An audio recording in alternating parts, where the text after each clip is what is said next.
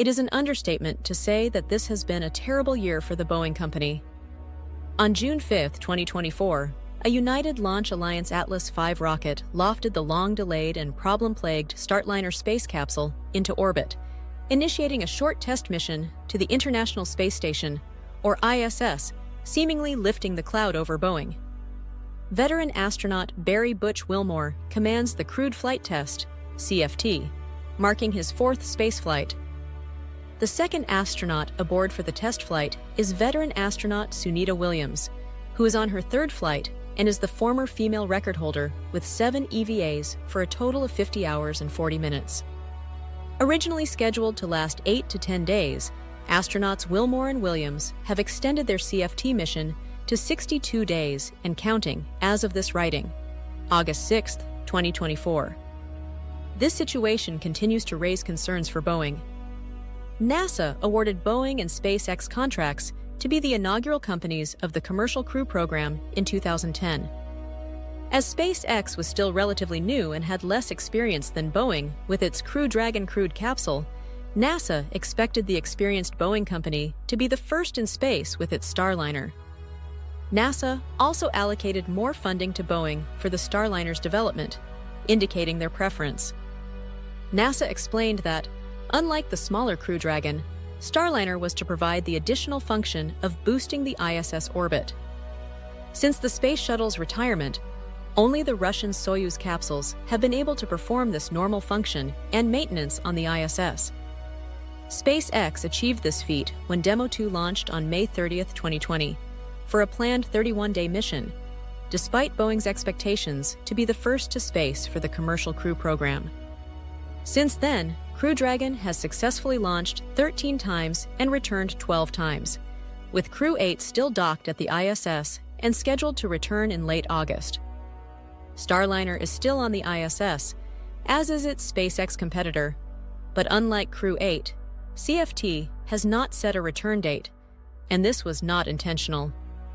CFT flight had its flight delayed due to a number of issues that required, at one point, taking the Starliner back to the launch assembly building. Additionally, a helium leak on the pad led to another brief delay. The Atlas V rocket successfully launched the Starliner into orbit, assuring everyone that CFT did not encounter the same problem as the unmanned Starliner flight, known as OFT. The unmanned Starliner flight, known as OFT, encountered a major glitch during its attempt to rendezvous with the International Space Station, ISS. As a result, it used up too much fuel in orbit and had to return to Earth, thereby failing in its primary mission. In May 2022, Boeing launched OFT-2 at their own expense to prove it could reach the ISS. The OFT-2 test revealed additional problems, leading to further delays in Starliner's launch. This delay stemmed from the time required to resolve these issues and the lack of available docking space at the ISS during the delay. The launch, successful orbit, and rendezvous with the ISS proceeded as planned, bringing another sense of relief. Anxiety quickly replaced this as the helium leak reappeared before docking, and to make matters worse, several thrusters shut down during the docking approach. Wilmore and Williams were able to overcome the difficulties and successfully dock. It is not unusual for issues to occur in flight that are not necessarily mission-critical, but do raise concerns about the spacecraft. The return of a long history of program issues, such as thruster and helium system problems — helium pressurizes the propulsion system — led to Starliner's problems prior to docking. Instead of the issues happening on the pad or on a test stand at an Earth-bound test center, they were in orbit on an unproven, problem-plagued spacecraft. At this juncture, the scandal and damage to Boeing's reputation had eroded public trust, leading people to swiftly perceive the CFT astronauts as stranded victims of a company no longer capable of doing anything right. The fact that neither Boeing nor NASA effectively informed the public that they were under no obligation to return the astronauts within the 8 to 10-day mission duration did not alleviate the situation. Leaving Starliner and crew docked on the ISS gave NASA and Boeing the option to run detailed tests on what happened to Starliner. Rushing Starliner back to Earth would have prevented this, the spacecraft service module would have burned up in orbit, preventing any testing to identify the root cause of the issue. This was the best long-term decision for the Starliner program.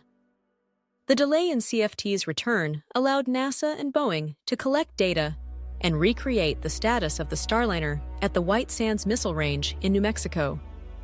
The testing discovered that the heat built up in the thrusters has caused the Teflon seals to bulge and restrict the volume of propellant flowing into the thruster, thus causing a shutdown of the thrusters.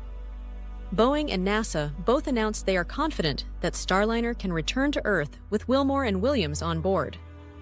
Despite NASA and Boeing being confident in their findings, they have not set a return date for the Starliner.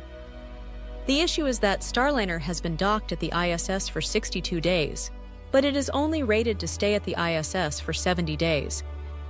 The clock is running out for a return date. Boeing faces enormous stakes, and the only realistic option to continue the Starliner program is to perform a successful return for Wilmore and Williams.